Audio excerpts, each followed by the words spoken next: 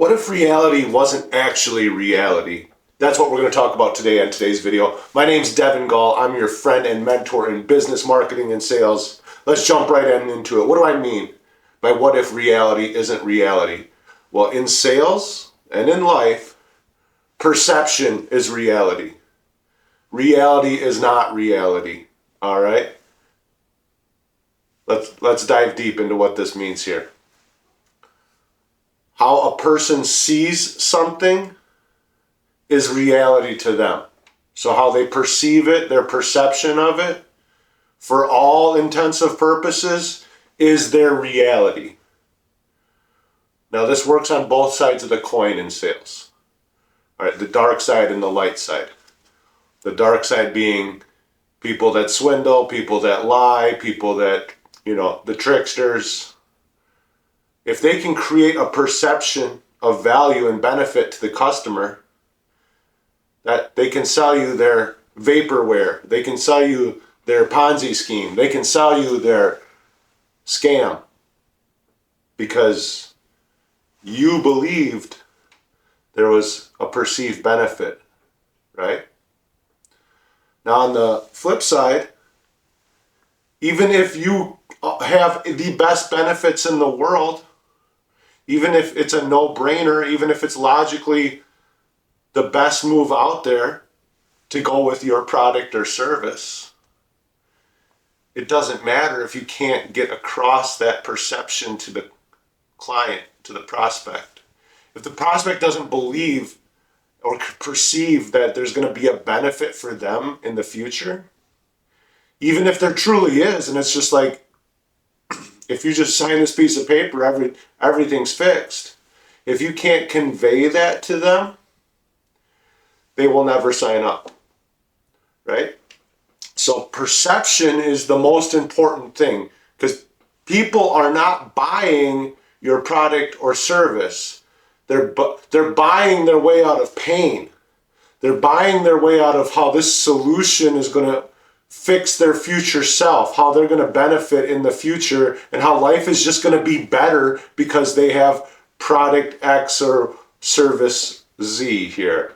So you got to remember, perception is reality. Perception is the only reality. Now, I'm going to give you some examples, some success stories. I'll start with my own success story this is probably going back on over a decade ago when I was just getting into sales. Now, I grew up really poor. I grew up so poor that when I went to school, I was wearing hand-me-down clothes in elementary school, and some of the pants I wore were just slightly too big for me, so they would like fall down, and I'd have to walk around holding my pants up. And one day I was just, and the kids would make fun of me, of course, and I would ask my parents if I could get a belt from Walmart, and they told me that we couldn't afford it, so they made me a belt out of some twine, and then I had the homemade twine belt. I grew up in like a obsolete remote farming community in the middle of nowhere, so I had a twine belt that I wore to school every day, and people used to make fun of that. Oh, now I don't even have to hold my pants up. The twine holds my pants up. Now they make fun of me for that too. So long story short, I was dirt poor growing up, right? Couldn't even afford the basics. So when I'm doing this sale, we used to do cable. So we'd sell cable boxes, right? And sell people on cable packages. And the way it would work is you'd run the credit for the customer, and as long as they passed credit, most of their equipment, almost always, their equipment was like free. So like I would get them to pay like a small surcharge, like 10, 20 bucks or something, and then they would get hundreds of or potentially thousands of dollars worth of equipment and install at no cost based, on their credit rating. So that was like the standard sale. So it wasn't like I had to sell them like a lot up front, right? So pretty easy sale. When I encountered this one guy I remember it clearly. He wanted everything for everywhere in every room, like a setup I didn't even know that we could possibly do. But I did the formula, I did the math, and I'm like, this is like $2,500 worth of stuff you're wanting here, but as long as you pass the credit, you're going to have to pay only $759.99 today, sir, right? And I said it just like that, like it was no big deal. Now, at that time, I had really never encountered, like I might have charged people like maybe $50 or $100 once or twice, but I'd never encountered such a large amount of money at that time. And that was a gigantic amount of money to me, $700. But I was just like matter of fact, cool, and I didn't act like it was a big deal, right? And looking back, and this is why I got him to pay me $750 at the table, $760 at the table, is because I just act like it was just like normal and it was like no big deal. I said it was going to be this amount of money and we do debit or credit. Which one's better for you? Where in like my head, I'm thinking like, this is more than the rent I'm paying right now. This is a lot of money. I could use like $700 is like a lot of money to me right there. So, but I wasn't conveying that to the customer where $700 was a lot of money. If I would have conveyed that, he might not have signed up, right? Because I created the perception that, yeah, everybody, this is what you want, the biggest and best setup, we can do that. It's going to cost you a little bit, no big deal, right? Instead of saying, wow, that's going to be very expensive, blah, blah, blah, and like ruin his perception on it, and create like the perception of like, that's a lot of money and that's a big deal, right? So that's my little perception is reality success story, one of the many hundreds I have. Now, I've been working with this kid lately, and he called me the other day. He's 19. He's a high school dropout. He's doing great for himself. He's making $10,000 plus every month on commission here, and now he's moved into a closer role, and he's calling me for advice, and he's asking me, hey, I got this person. They're gonna get this $60,000 system, but they need to do $15,000 in custom work, which to a 19-year-old, most 19-year-olds, $15,000 is like life-changing money, right? So I just told him the exact same, just handle it like I handled that deal for $700 back in the day. I told him my little story, and I was like, you got to remember, the people you're talking to, they probably have millions of dollars in their retirement account. They're probably set for like $15,000 is not that much money, right? So you got to stop thinking like it's a big deal. Right? So I told him a couple basic things, how to present it like it's just a small project that needs to be done. And a lot of these other he's really surprised at how low it is, because a lot of these other projects that have to be done for custom work to get things up to spec can cost in the multiple tens of thousands of dollars, right? And I just gave him a couple quick tips on how to do it, talked him up about it, made sure to just fix his perception on it, really. It was just how he's going to go into it acting like, is this going to be a big deal or is this not going to be a big deal? So I just said, go in there, act like it's no big deal. You don't even have to say the things I said right away. Save those for the closing loop. Save those for like round 3, round 4 when you're going through the closing loop, right? But when you go in there, just present it like it's no big deal. It's a small project, it's no big deal. And he did. He went in there and he did that. And he's never closed a deal. And this is his very first deal he ever had. And usually you don't have to pay a massive amount of custom work fees in the beginning. And his very first deal, he got like an extra, as some people would call it, tougher deal to do, because there was a bunch of custom work that needed to be done. And there was extra additional cost the customer or the client or the prospect had to actually come up with and cough up right away to make sure they were viable for the project. So how did he do that? He just went in there and created the perception. He created the perception it is no big deal. Now, if he would have went in there and been like freaking out about, oh, the price is gonna be, you gotta come up with $15,000, blah blah blah. I don't know how we're gonna do that, If he acted like it was a big deal, it would have never went through.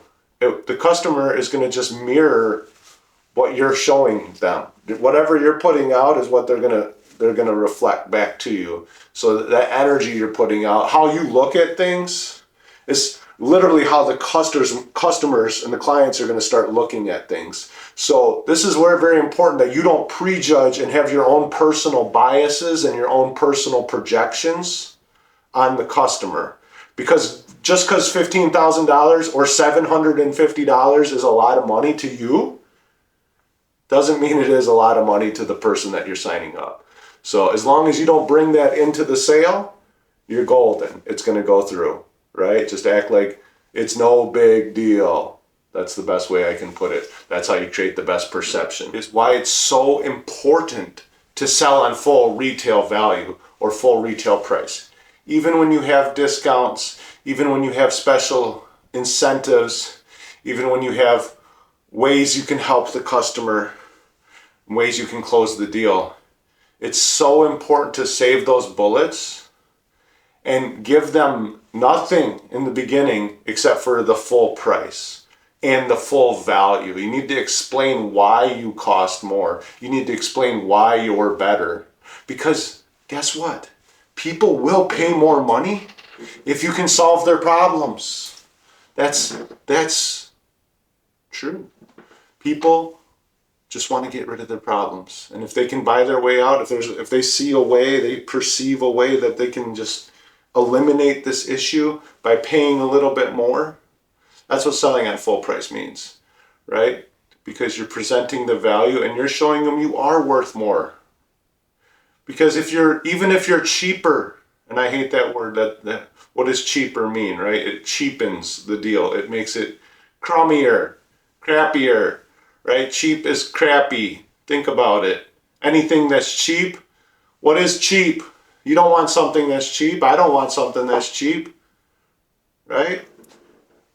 But anything that costs less or is cheaper, right? Anybody who's selling with the word cheaper, cut it out, cut it out. You're telling the customer your product sucks, all right? Stop saying the word cheaper, all right? But even if you are cheaper and it makes sense and they're going to save hundreds of thousands of dollars by switching, you didn't sell on the value and they don't see a reason to. You know, they'll tell you 9 out of 10 times people switch because of the money. But then at the end of the day, even if the money is there, I've seen it. Logically speaking, the money's there. It makes sense. It's quote unquote cheaper. But if the value's not there, why are they going to do it? They need to think about it. They need to come back later. They need your card. They need to get your card because, wow, you're really good at sales. Can I give you a call later? What that means is I don't trust you and I don't trust your product and I'm not going to sign up with you. But give me your card because I don't want to tell you no to your face, right? So you have to sell on full retail value, sell on full retail price to create the perception of the benefits of paying more and having more. And then you can go back later and talk about how what's better, paying less for more or paying more for less, right? That's later down the line when you're closing the deal. But in the beginning, you want to cost more and you want to provide more, right? So that's why we should sell on full retail price. That's part of the game. That's part of creating value and selling on value. Don't sell on price, sell on value. They used to hammer that into me all the time. Even though we would end up being a little bit less in the beginning or overall, it was more about getting, and I didn't understand it. I didn't understand why they were so like, hey, we got such a great deal to offer people when they start up as a new customer. Why are we not talking about the deal all the time? And I would watch people come in and go into the system and onto the teams, and they would just get addicted to selling on the deal. Well, the deal changes sometimes, right? And if they were addicted to selling that deal, now the deal changes and they can't sell anything anymore. They never could sell in the first place. They were just able to use one big incentive to close the deal that now the incentive ran out.